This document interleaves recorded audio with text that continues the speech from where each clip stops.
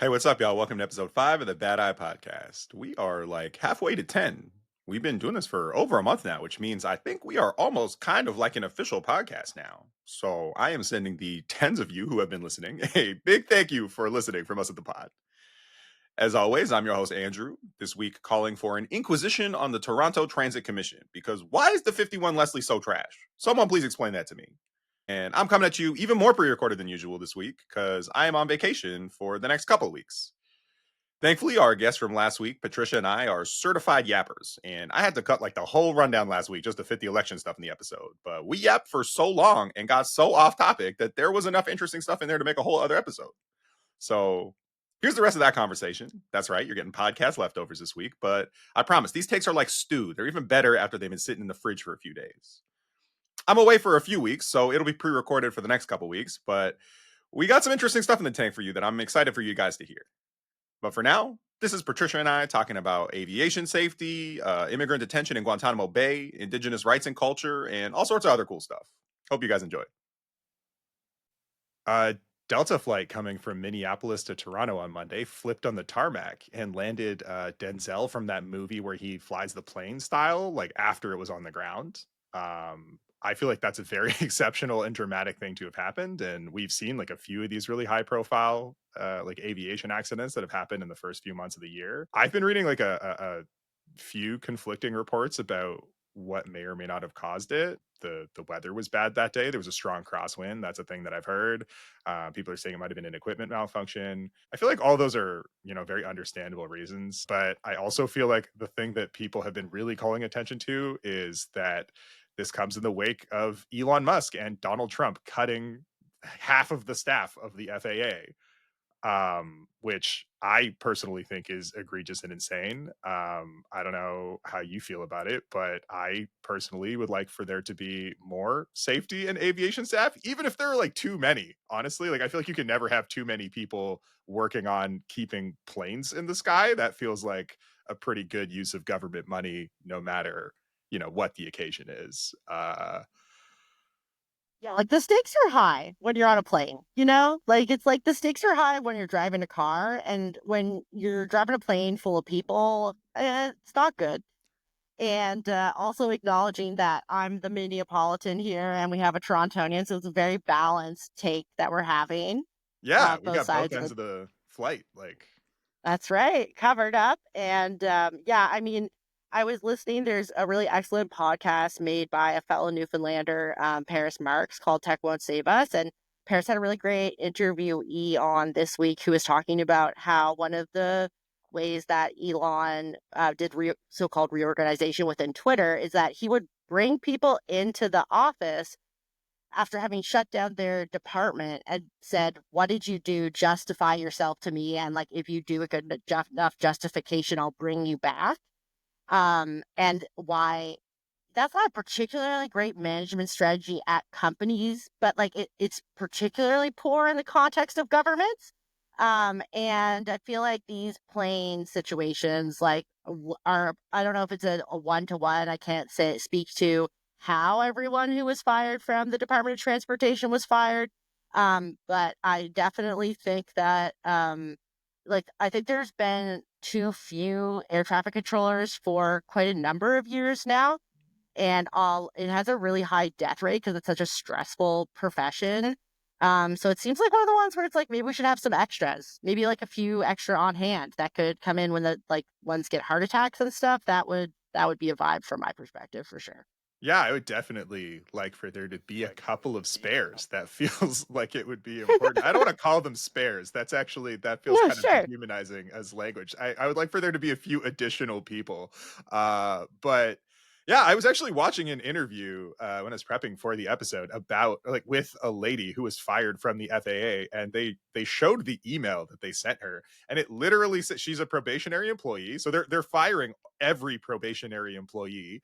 This woman was a probationary employee. She had been employed with the FAA since I think like mid-November or December. I can't remember the exact date, but the email basically said that they were firing her because of her performance and concerns with her performance. And you could see in her face that like she was very affected by that because she clearly is like I feel like nobody goes into like aviation safety because they're like not excited about airplanes. Like, it feels like the kind of profession that you go into because it's a thing that's interesting to you and that you care a lot about.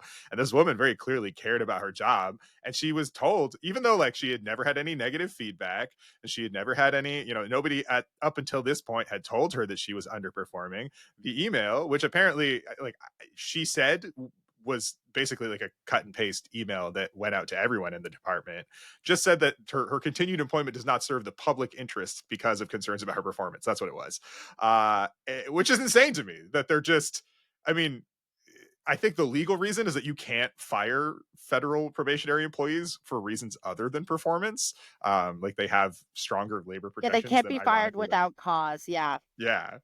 But that's nuts to me that they're like going out of their way to basically personally insult people on their way out, which, to your point about them bringing them back in and saying like, hey, what did you do here, why was it important?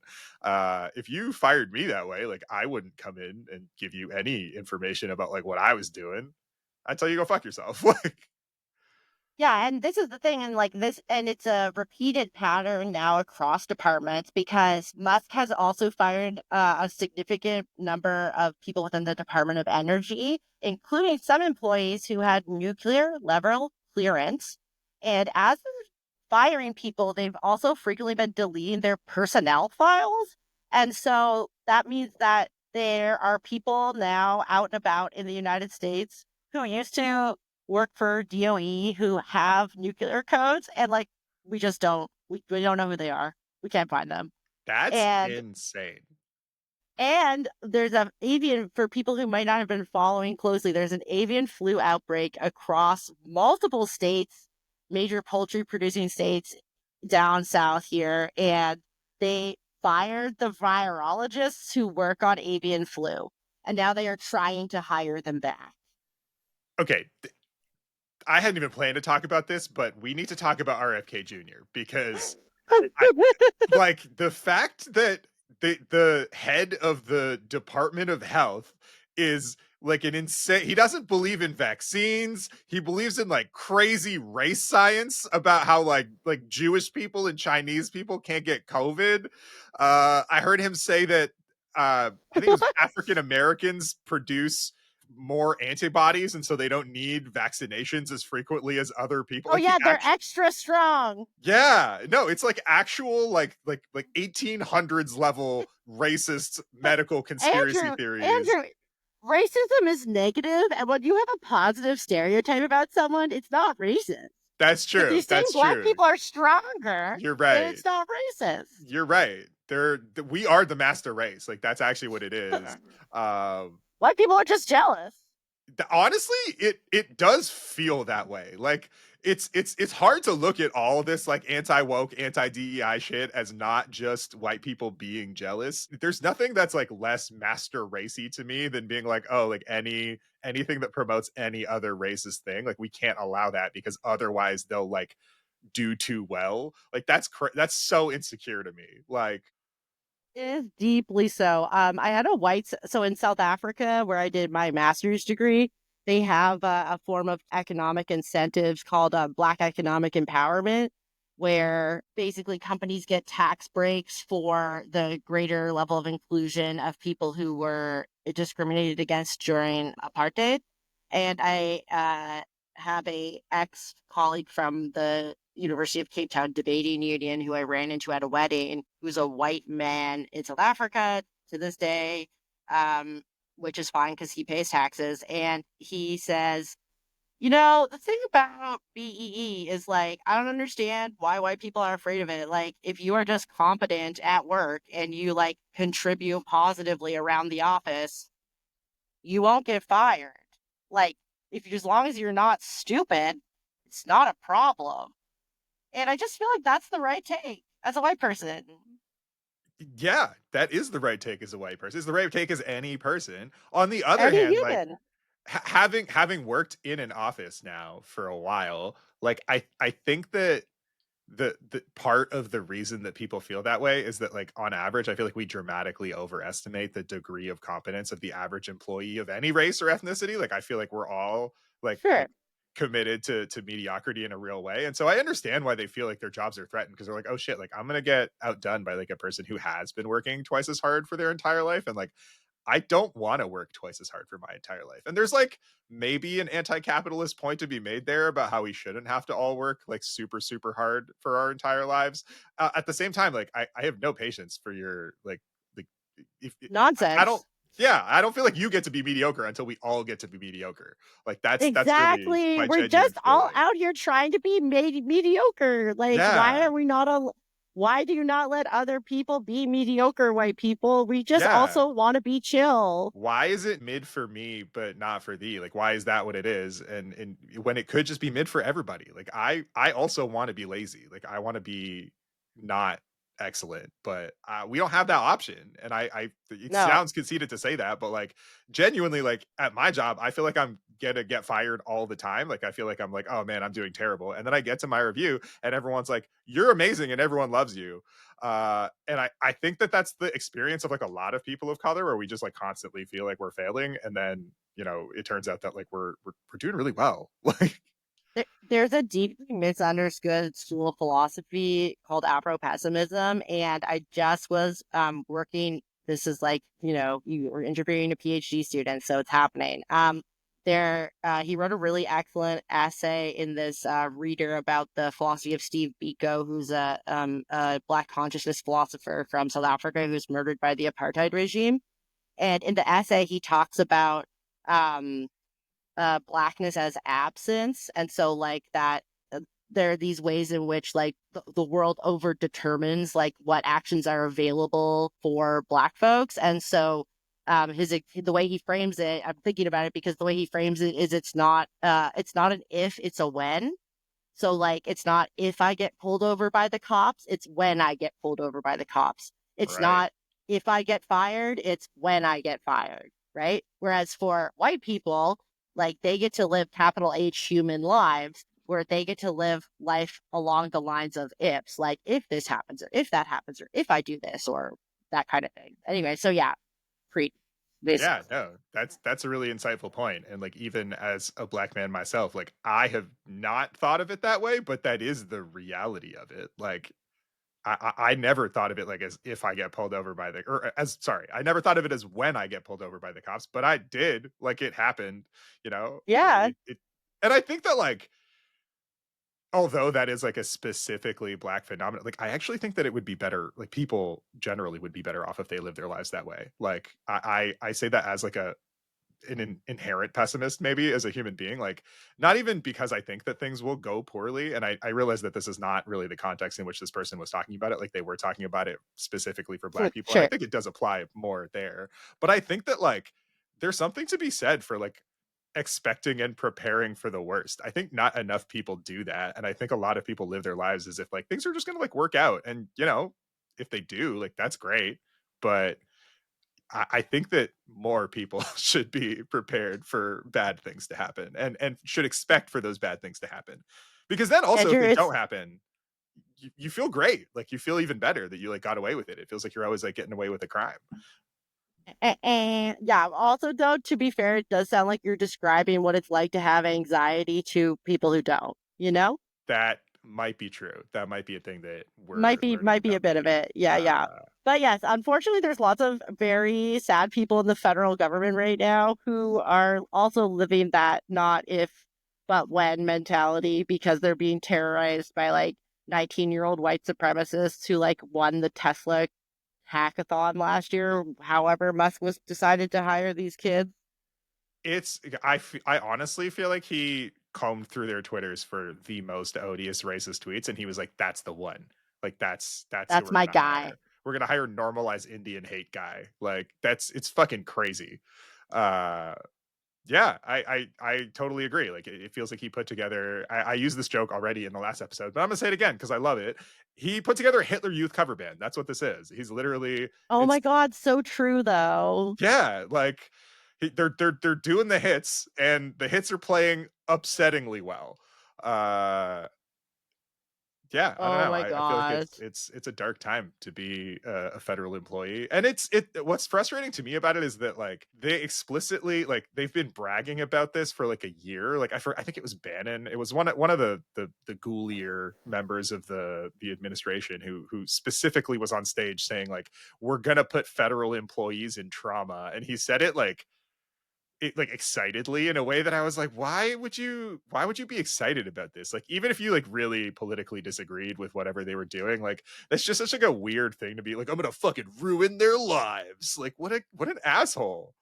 How do you wake Um, up in the morning and be like, yeah, I'm a good guy. Like I'm okay. I'm a nice human being. Like, I know. It's really amazing the delulu that straight white men are capable of doing like on themselves. And I like want to bring up pop culture, a couple pop culture references in here, which is before recording, I was attending a celebration for a friend who defended her PhD today. To shout out to Eliana.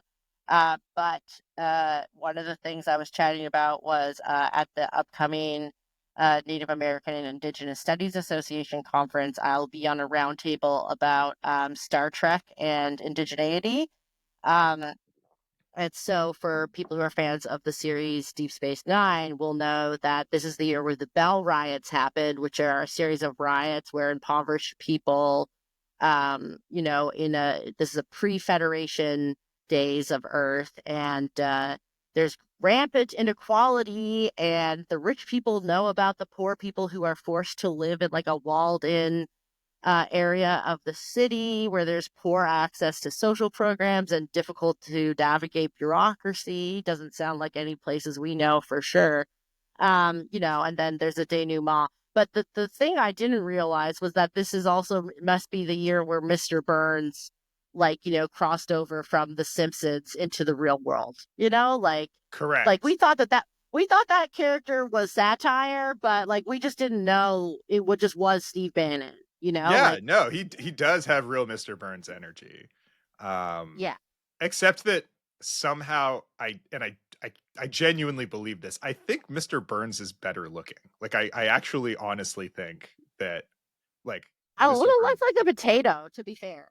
I just Yeah, feel like Steve, like you could just plant him in the earth and there'd grow more of him. 100%. So we shouldn't He's do it. very Shouldn't do he's it. spud like. He's spud like. Also, Hmm. I wanna acknowledge this is the best possible podcast to bring up Star Trek on. I fucking love Star Trek and I haven't talked Okay, about it yet good. on the podcast, so this is an excellent time to segue into that because that's a great episode. Deep Space Nine is the best Star Trek for me personally. I like it the best. I know that that's a controversial opinion for some people No, probably. you're right. That is the right take. This is my thing is that the S9 is the best series, but Janeway is the best captain. Like he Agreed. is the best. She's the best manager. Okay, like this is a person in a stressful situation who has to blend two crews with opposing values, and I think like she truly does a phenomenal job.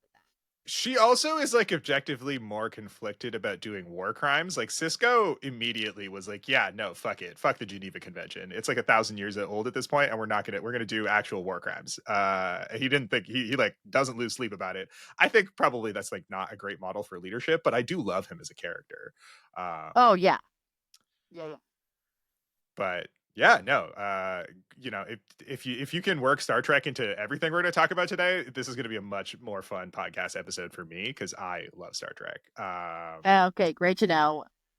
Dear fans, you are just finding out that the interviewee and Andrew are both Trekkies, and so you're gonna have to put up with it now. This is the Star Yeah, Trek podcast now. this is Star Trek podcast forever now. I'm just going to do the rest of it is I'm just going to every news item I'm going to find a way to tie it into Star Trek. I do unironically like before we move on, I like the source and like real core of all of my like all of my political beliefs and like everything that I actually genuinely believe about the world is like how can we get to Star Trek society? Like how can we get from like where we are right now to like the society that Star Trek was trying to set up?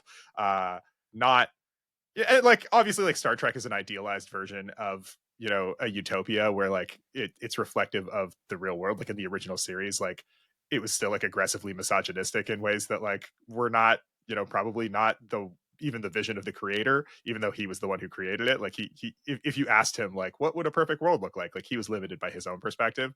But like Yeah.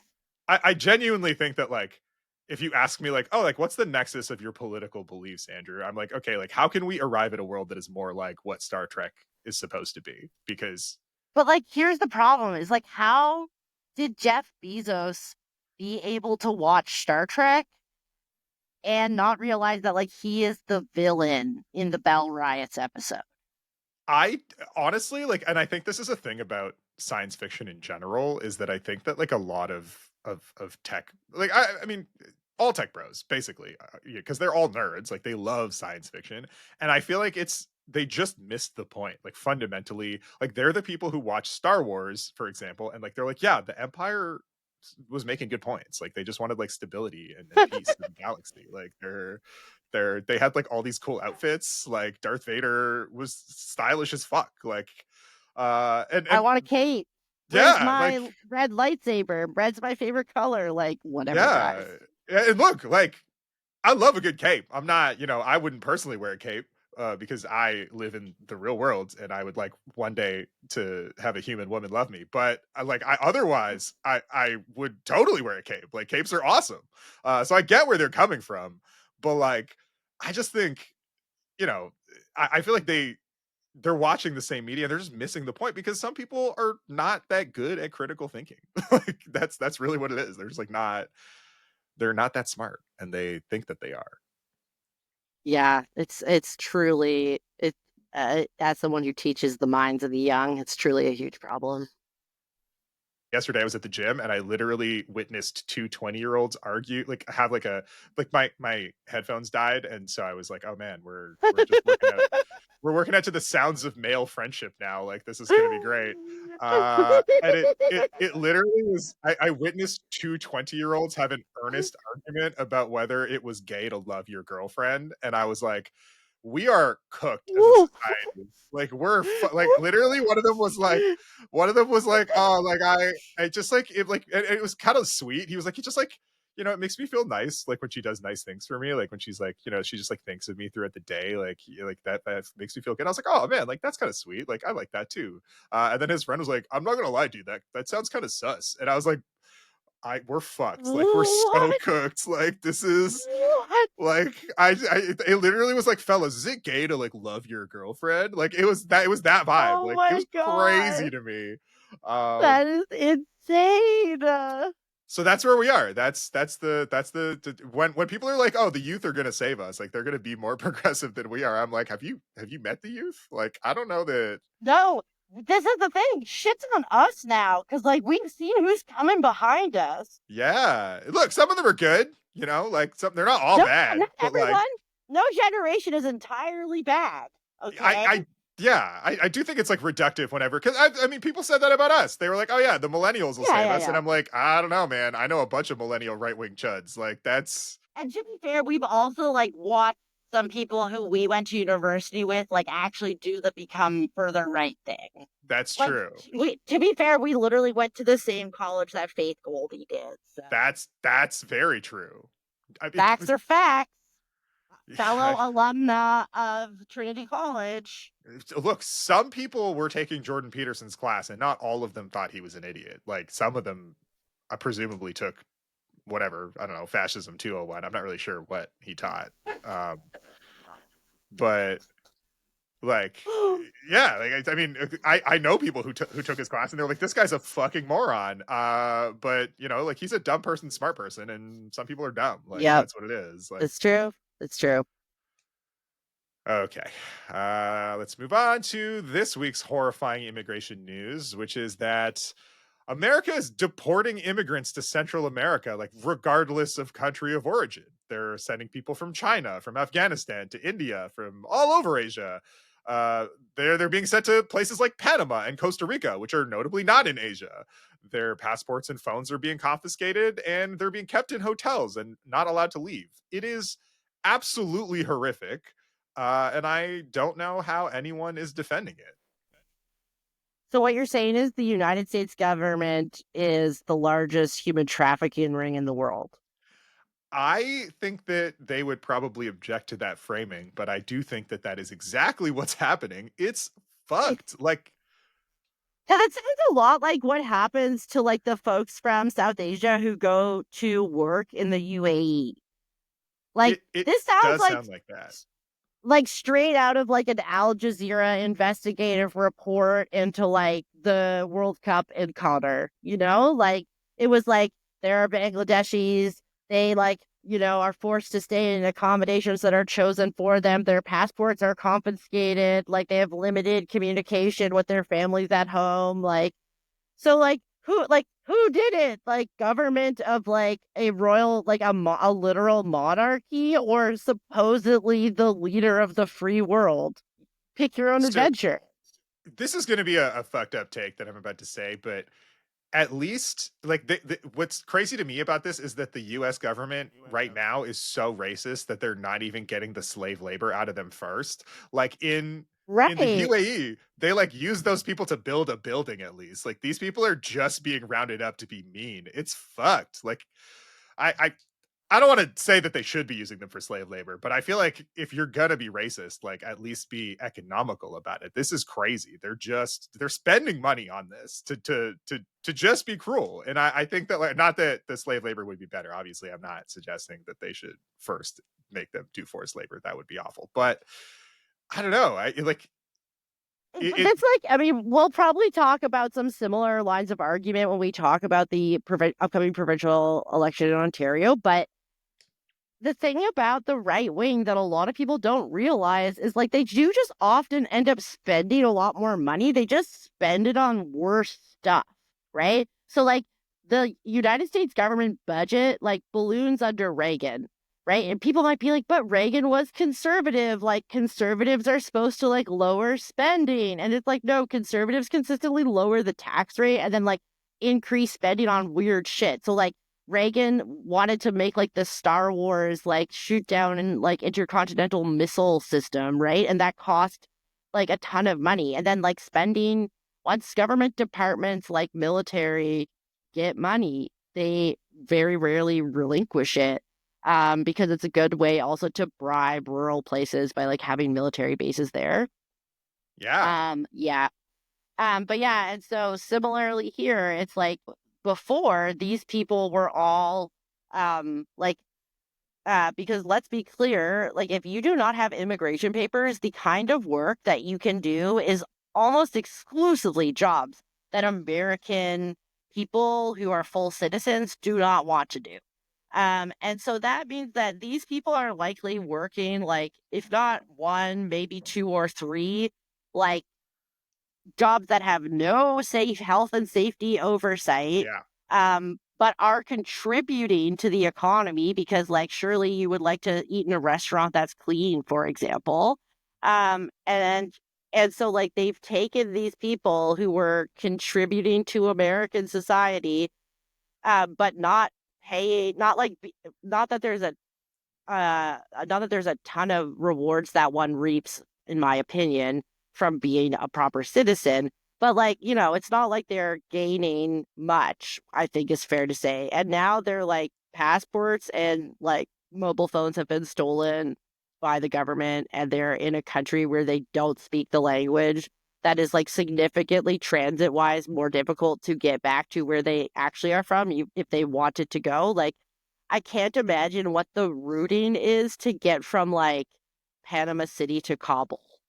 Yeah. I mean it's unimaginably cruel. I also want to say like it's not just that they're not getting the benefits of full citizenship. They're also like they're paying into social security. Like they're like Yeah, they pay Americans are directly taxes. benefiting from their presence and their labor in more ways than just like literally like getting to, eat chicken at, cuz they work in chicken processing plants. Um and also like to put my anti-capitalist hat on for a second, like when we say because the thing that frustrates me about like the way that we talk about the work that undocumented people do is like, oh, like we can't find Americans to do this job. And I'm like, okay, it's not that Americans are, well, maybe it is. Maybe there's a level where like most Americans just don't want to do the kind of like dirty manual labor jobs that, undocumented people are willing to work.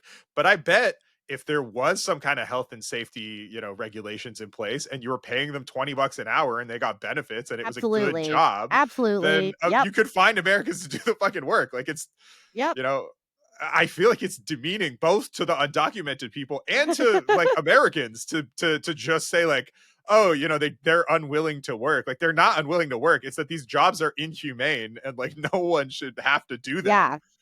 Yeah, And no one and should have to do them in the current conditions where they exist, and the only reason why you can find anyone is because of, like, an insanely cruel level of exploitation that exists, and so, yeah, like, how can anyone look people in the face and be like, "Yep, that's the kind of world I wanna live in, one where we can use extreme coercion and exploitation to get people to do dangerous things," like, no, that's obviously not what we should want. And then to both want that world and want to make it crueler by then rounding people up and putting them on airplanes to countries where they don't speak any language that is intelligible to local people, don't have the ability to communicate with people back home, don't have any money, like probably don't even know like what the currency there is. It's like just levels of batshit that I think would have like were difficult for us to comprehend before this yeah. new Trump unleashed I term, mean, I this think is we like could call it. I feel like fascism has become such an overused word that like when I say that this is what fascist regimes do, which is an accurate way to describe what is happening right now, people are just their eyes glaze over because they're like, oh yeah, sure. Like, and I do want to say that like I think that that's like a problem with you know I don't want to say the left because it's liberals. Like it's liberals have been calling Yeah. things fascist that are like not really fascist for so long that like now everything that you actually call fascist, people just roll their eyes at it. They don't want to hear it. But like there does need to be like a way to describe this that is what it is, and it is fascism. This is what fascist regimes do. They scapegoat people, who don't have power and don't have support in a place in order to distract from people's legitimate grievances about the country that they live in. Like Americans are not doing well, and that's kind of No. that's why they're And they supporting haven't this been stuff. And they haven't been for a very long time, right? And so, like, I can bring this back to an example related to the American Indian movement. There was a guy who'd been sent out to South Dakota to sketch some various like indigenous artists, I want to say, and from by Time magazine, I'm pretty sure, but like a large like syndicated American magazine. And at the time there was like quite high. This was like pre-Wounded Knee standoff, but it was still like Native people in North Dakota and South Dakota and mentioned with the Great Plains treated extremely poorly is an understatement of the year. And so because there had like because of the level of allyship that was being provided to members of the American Indian movement by white people from out of state. When they saw this man had New York license plates, the local cops tried to intimidate him into leaving, assuming that he was associated with the American Indian movement. Now, the problem was this guy's family were German Jews who survived the Holocaust by leaving Europe. And so he had or if they or he would I that or he was like a communist agitator. But point being is he was targeted by the Nazi regime. He fled Germany into Austria, and then like one of his friends was killed in Germany by Nazis. And when Germany invaded Austria, he had fled to France. And when Germany invades France, he fled to England. And so this is a man who has faced down literal fascism. And so when the cops tried to intimidate him, he was not having it. And basically was like that experience radicalized him into like telling the American Indian movement, like, hey, I heard you guys were in town. You don't know me, but if you ever need anything, I work for time. Please give me a call, you know? And like, all that is to say that these like fascistic, pro policing, pro authority, like tones, people who would live the coastal elite, so to speak, like Right. they might think of it as like fascist undertones, like where they're at, but like in the middle of the country, like that kind of fascism was just like the norm among white people, right? Yeah. And now and there's lots of, I mean, I'm really interested to see how some of the Trump stuff like does actually play out on the Great Plains, because something that a lot of people don't realize, like when Trump, or like when, well, I mean, yeah, when Trump and Musk together decide to cut USAID, where does all the food aid that USAID gives out abroad get farmed?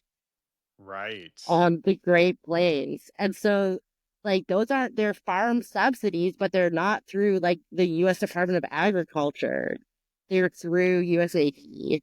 Huh. Not all of them, but some of them. And so it'll be interesting to see when that like starts hitting. So that'll only start to hit next year after that set of crop purchases doesn't happen. So in any Right. case, little tangent about the so-called flyover states, but if we think about colonialism as like the laboratory for like the metropoles, like we think about internal colonialism in the United States.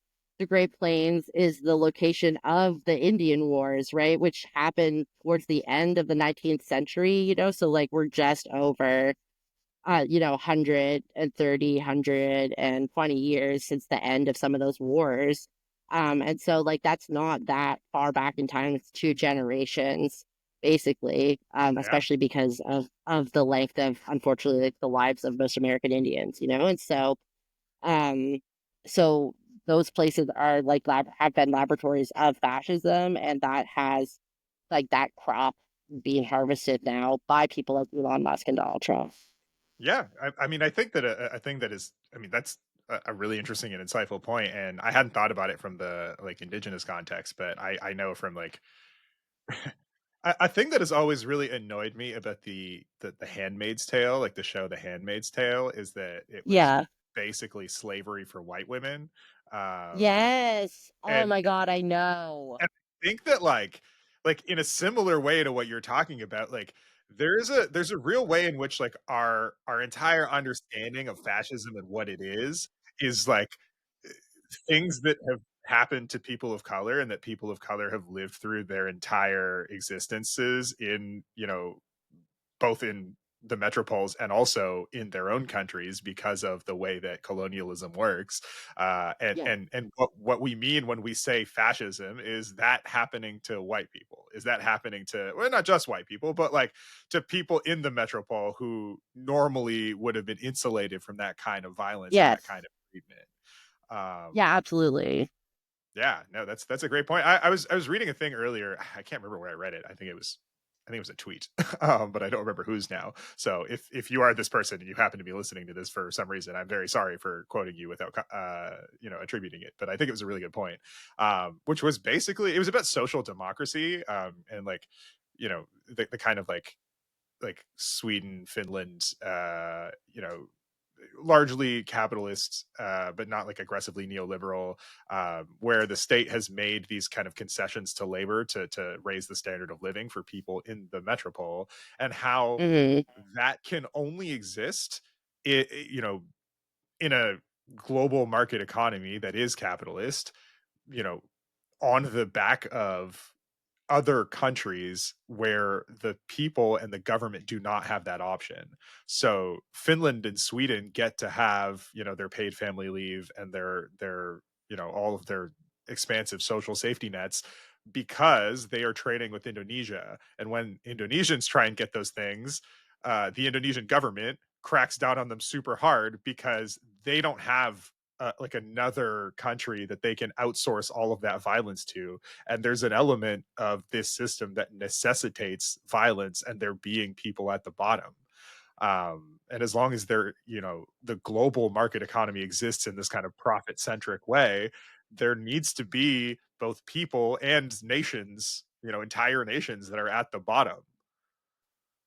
Yeah, that's absolutely true. And then also like gonna shout out my like Sami indigenous cousins in the Pan-Arctic world who like are the indigenous peoples in the Nordic countries and except yeah, the Nordic countries except for Denmark. Denmark's the only country that doesn't have any Sami.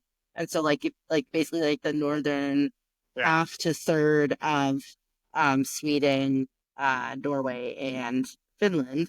And and so, like, for example, there's a town that has a Sami town, majority Sami town, that recently has been physically moved, relocated because it started having earthquakes because there's a mine close to the town that has been dug so deep that it has destabilized the topsoil.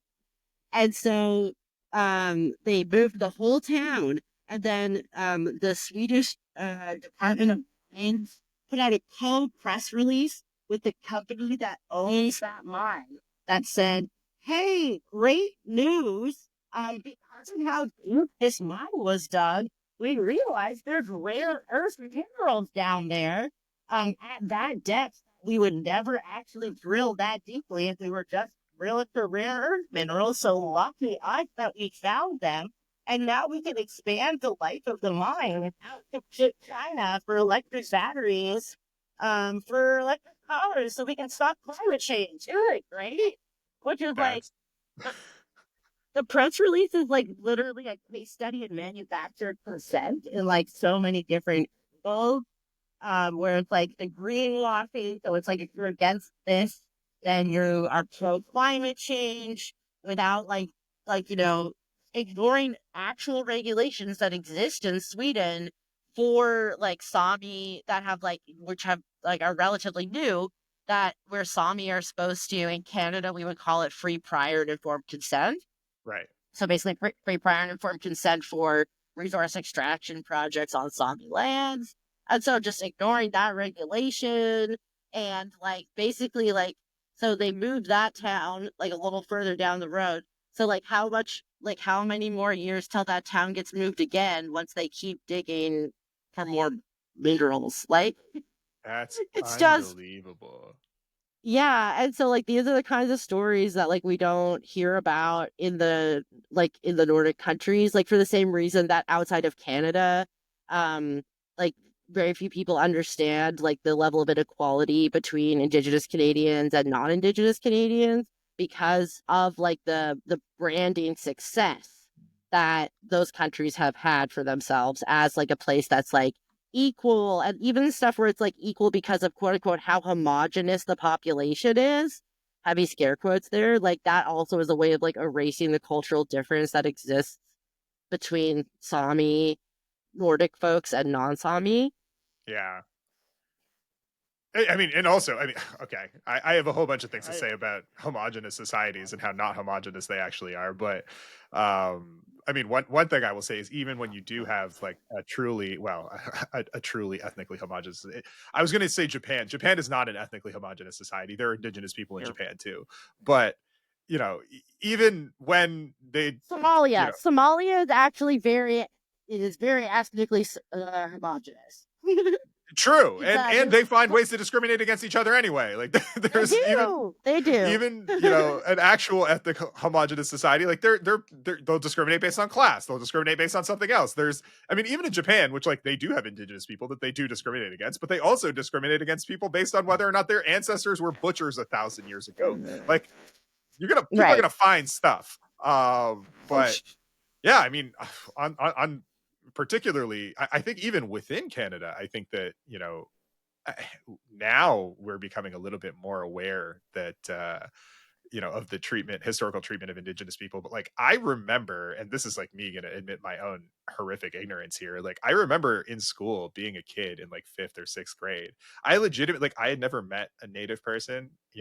I'd seen like maybe one or two. I legitimately thought that like Canada had successfully genocided like most indigenous people out of existence. And I grew up in Toronto. Like, there Yeah. there are indigenous lands like an hour away where that are like their whole communities, and I had no idea. I legitimately was just like, yeah, we killed them all. I actually thought that's what happened, and no one ever questioned. Like, I mean, I wasn't like out here talking about it with everyone that I met. Maybe if I had been, somebody would have said, no, that's stupid. But like, it's insane that like I could have grown up in this country and had that belief until I was, in my mid-teens, and I was like, oh, yeah, that's not true. Like, I was learning about this in school. It's not like it was a thing that But it's wasn't also being like it's talked even about. in the textbooks. Like I remember growing up, like I think all of the stuff about native people in the textbooks in Newfoundland was in the past tense. Yeah, So it's like Inuit lived in Labrador, not Inuit live in Labrador. yeah. I mean, it's You know, unbelievable. Like, and so like there's like these kinds of that kind of cultural that kind of like those kinds of ways that Southern colonialism uses to naturalize itself and like normalize like this like the quote unquote ideal outcomes that it has. Um, those are all kind of like done on purpose, right? And so it's like it it's unfortunate that it makes a lot of sense that you did believe that, right? Because that just shows how good a job like the Ontario school curriculum did at like naturalizing settler society. yeah.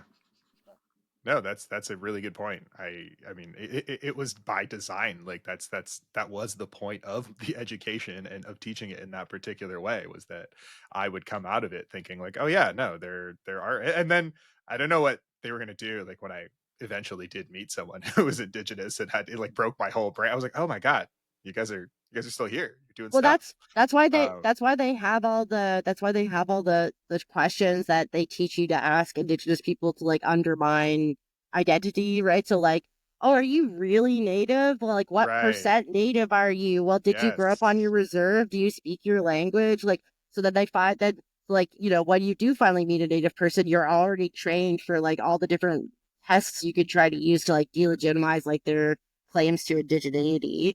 Yeah. Um, yeah, and I mean, I guess I'll like throw in my news story for this week, which is that there has been a lawsuit filed against the Northwest Company for misusing their subsidy. So, for people who may not be aware, there like people sometimes there are some pictures that will make the rounds of like the cost of food in places like Nunavut or reservations, or that's what we call them in this side of the medicine line, the south of the border, reservation, technically Canada reserves. So like the Right. fly-in reserves in Ontario, for example.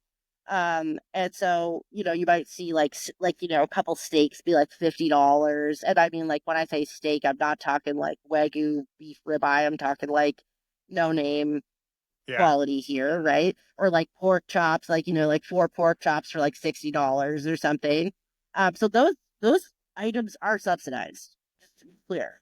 But the subsidy, how the subsidy works is a black box in terms of what the companies actually do with it. And so there are three Inuit women who are suing the Northwest Company um, uh, who receive like the program is called the Nutrition North Canada, so it's a federal food subsidy program that was launched a little under 15 years ago. And so they like this is one of the comments about this subsidy is that like there's basically no reporting, like there's not very strict reporting requirements like to for the companies that receive it, which is the vast majority of it I believe goes directly to the Northwest Company, but it's not like exclusively. So like, so I used to live in a fly-in community in Labrador called Dean. And in Dean, there's one grocery store owned by the Northwest Company and then one that's like owned by a local retailer. Right. And so it's not exclusively the Northwest Company that gets it, but the issue is that like they're they are a company who has gone multinationals. It's specializing in profiting off of remote indigenous communities. And so I just feel like that's probably a bad sign. Like that is peak red flag behavior. And so Yeah. I was I was in Kotzebue, Alaska, and there's a band called the Jerry Cans, which are like kind of problematic for various reasons. DM me if you want the drama, I guess. And they have a song where there's like a call and answer, which is basically one of the calls and answers is fuck the northern store. And I was joking around because the guy who was giving us a tour in Kotzebue in Alaska was like, "Oh yeah, we actually had the jerry cans up here a little while ago."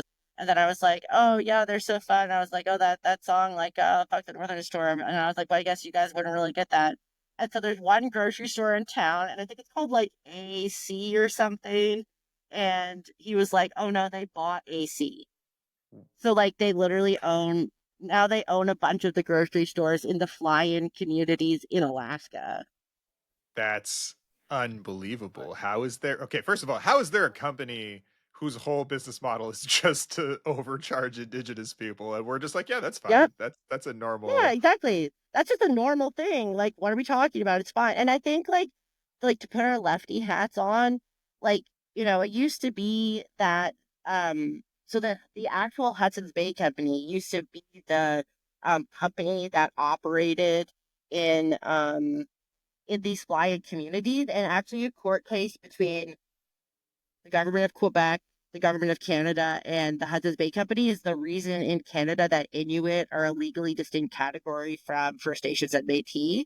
Um, and it was because the Hudson's Bay Company used to be the ones who would distribute food aid in the North during periods of starvation.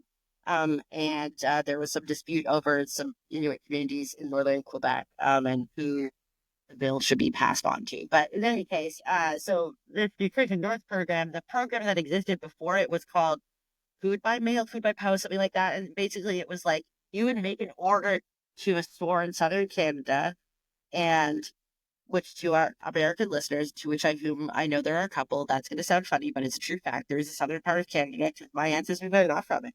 And then basically Canada Post would get the bill and would forward it to the federal government. And so you did it easy to do administratively because each flying community has its own postal code. So like Right. Maine, where I live, has one postal code, and then like the next community down, Notch has a different postal code.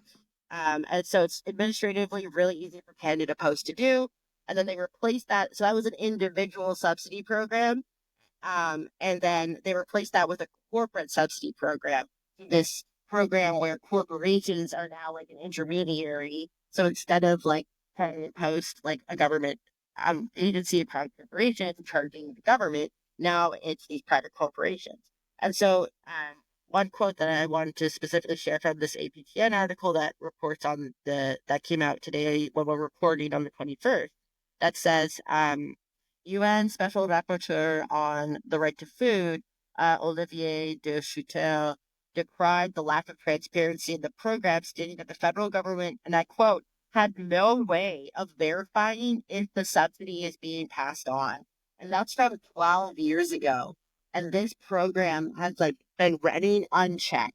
And that's not and that's even with Inuit Tapiri Kanatani, our national Inuit lobbying organization. Like who have successfully gotten to a lot of work done through the Inuit Crown Partnership Committee. Health Canada, which runs Nutrition North, is like one of the departments where they've struggled the most to get a foothold. And so it is not for lack of trying on the part of the people who are receiving the subsidy. And I'm really glad to see the velocity happening now because when I was in Nunavut this past summer, one of the things that people were talking about was how they're pretty sure that there's people may have heard of this program that's called Jordan's Principle for First Nations or Inuit Child First for us, which Hmm. is that because Indigenous children through a series of court cases, social worker who kicks in, which is a tribe out west, a First Nation in like kind of central northern British Columbia, um, Cindy Blackstock sued the Canadian government a number of times through the Human Rights Tribunal because there'd be demonstrable evidence that uh, Native children were receiving um, like less money per child for services offered by provincial and federal governments. And then there was actually a child who died because the provincial and federal governments were fighting about who was supposed to be paying the bills related to the kid who was in the hospital. And so the idea is that this fund is supposed to exist to help equalize those inequalities between Native children and non-Native children. And so one of the things with Inuit Child First is you can get money for things like baby formula, diapers, and milk for children. Because for people who may not be aware, children drink a shit ton of milk. I have a set of cousins who all three grew up playing hockey, and they basically only ate cereal for a long time. Like their favorite food, and like my aunt used to literally go through like 6 liters of milk like every 2 days sometimes, That is a like crazy just amount of milk. yeah. And like to be fair, not everyone has like milk munching giant children who play hockey, but just to illustrate, like kids drink or go through a lot of milk. And so then, people are theorizing that the Northwest Company put their prices up because Inuit were starting to get access to money through the Inuit Child First initiative. And so basically, this initiative is supposed to exist to kind of try to create more equality. And then the company is like, oh, great, an opportunity to make more money. That is unbelievably gross. Um, yeah, I mean, I didn't know any of that. So first of all, thank you for providing all that information. That's fascinating and also depressing. Yeah, I don't know. I feel like, I mean, Inuit communities in particular, I think even more than other like indigenous communities in Canada are, I don't want to say overlooked because I mean, that is true, but that's not really the word that I'm looking for. But yeah, people I just think generally there's don't like, know. yeah, people just Like, don't know. Yeah. yeah, we kind Because of learn about them it's a form of less. apartheid, like to use that word, because it is that we're hidden away. And Yeah, so, and it's not just us, it's like, I think that's true of almost all fly-in Native communities because, like, what are we supposed to do? Like, fly people down to Ottawa to protest? Like, it literally costs thousands of dollars to yeah. get out of communities, And so, oh, great. Like, we went to protest at, like, the town hall or the Hamlet town hall, whatever. Like, and what, like, and so it's really difficult to get issues out, like in terms of through the media about what's going on in Inuit communities, because it's not like journalists are just, flopping, or especially not in this era of journalism where like, journalists can't even get their expenses reimbursed. So like, I don't blame them for not like being able to go to Joe Haven to do a story, but that does mean that stories from Joe Haven don't get covered. That might have gotten covered if they were closer to a center. Yeah, and honestly, I think it's even more fundamental than that because I think that like people don't understand like people don't understand why people would even want to live in those communities, which sounds fucked up to say, but I think that No, it's so legitimately true though. is a thing where it's Yeah. like they don't get why like, look, I don't even know the extent to which, Inuit communities are living their traditional ways of life, but like I would imagine that it's a little bit, and that's a part of the reasons that they live there. And I think that like if you're a settler, like you actually just like cannot understand like why that would be a thing that's even appealing for people because like you don't have that. Like even me, who's like, I don't know, my family comes from other places besides Canada, we probably had traditional ways of life at some point, but like I don't know, it's a different thing, and I think that like a lot of people never even think to ask that question, why are they so attached to living there? Um, Yeah, and I will say too, for like, so the Inuit communities where like my ancestors are from, like we've had the longest contact with white people because like we're the first, or literally like basically the first port of call when you hit this right? continent is us. But like in none of the like, there are people living today who were born like in outpost camps.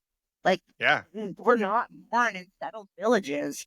And so also like when people talk about intergenerational trauma, like it's like a like a something that happened in the past. Like I'm talking about the 20th century, you know. So like, Inuit communities deal with a lot of acute trauma because of how recent like the intense levels of colonialism and Inuit, I would say also in Canada experience a relationship of colonialism that is probably closer to the kind of colonialism that is experienced in what we would now call the developing world because of the north south dynamic where like so much of the wealth from places like Nunavut, Northwest Territories, Northern Quebec, Northern Labrador, even the northern parts of the provinces, like, we can talk about like the Ring of Fire in Yeah. Ontario, is those are places that where like it's not as though like people haven't gotten displaced the way that like Mississauga of the Credit like don't live on their land because Toronto is there. Yeah. Like like it's not so it's like they experience settler colonialism like straight up, right? But like people from further north like don't have that relationship of displacement, but they do have a relationship of resource extraction of like, basically like we talked about earlier, like living under a fascist regime, of like, Yeah. intense policing and those kinds of things, and so it is just like such a different um experience. And then like that, um and like, also I'll say that people who aren't from like these places don't know how to read the land, and so they don't understand like what resources are available Right. there, and so then it's like, for example, white people called Labrador the land God gave Cain, and for the non-Christians amongst us, like Cain is like the like disliked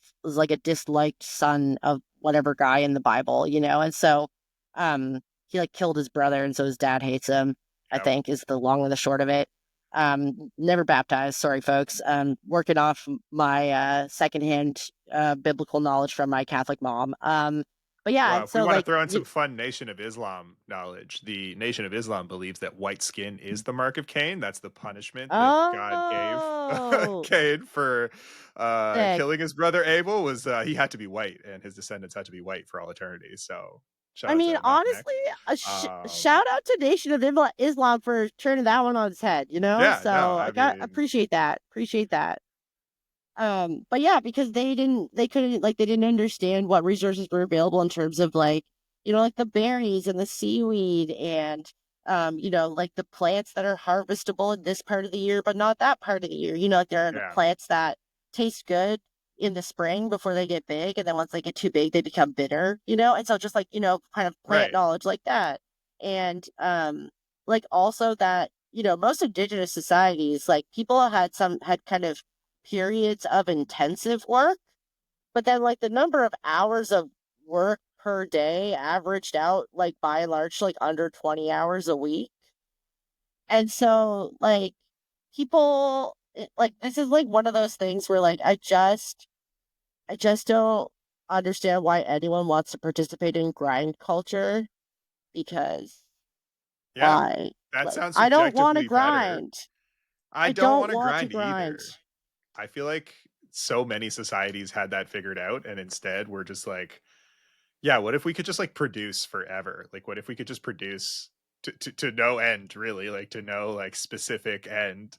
Yeah, I don't know. I think that one of the things that has always frustrated me about Canada and like living and growing up here as like a settler is that we never talk about and we never acknowledge the like, well, I mean, one, like the richness of the cultures that have been here the entire time, but also like how much like we could learn from them. Like I even just in terms of like, I mean, that sounds so like orientalist and like kind of exoticizing in a way that I don't really intend it. But even just in terms of like what was like Huron Wendat food like? You know what I mean? Like how come we can't like get that? How come we can't like well, I mean, I know why we can't get that, but there are, you know what I'm saying? Like there's so much like cultural stuff that we could have all been sharing in and participating in and benefiting from that like if we were to do in not an extractive way,